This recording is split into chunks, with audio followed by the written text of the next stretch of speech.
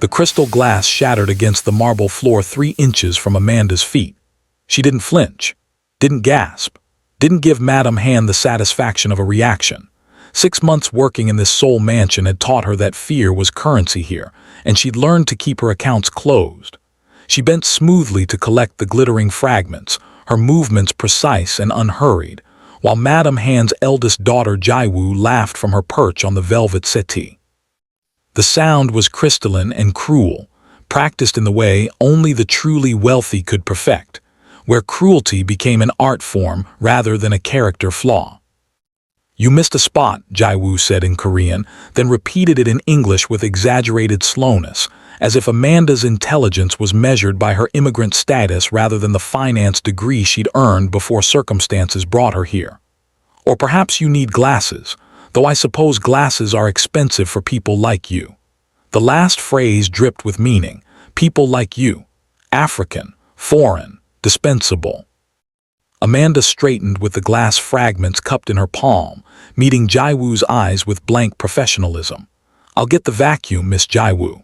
She turned toward the service corridor, her spine straight, her face empty of everything she actually felt. Behind her, she heard Minjai, the younger daughter, stage whisper to her sister, "Do you think she understands when we insult her in Korean?" Jaiwoo's reply was loud enough to ensure Amanda heard every word.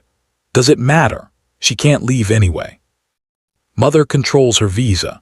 Where would she even go?" The service door closed behind Amanda with a soft click, sealing off their laughter. Only then did she allow her carefully maintained expression to crack slightly, exhaustion bleeding through the professional mask she wore like armor. The glass fragments pressed into her palm, small, sharp reminders that this life drew blood in ways that never left visible scars. The mansion was a monument to old money and older cruelty. 15 bedrooms, 8 bathrooms, gardens designed by someone famous whose name Amanda was expected to remember and revere.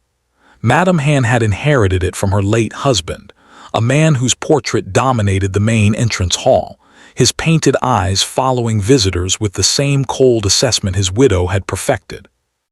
She ruled this house like a small kingdom, and Amanda was merely the latest in a succession of foreign workers who'd learned that beauty could be a prison when the bars were made of marble and silk.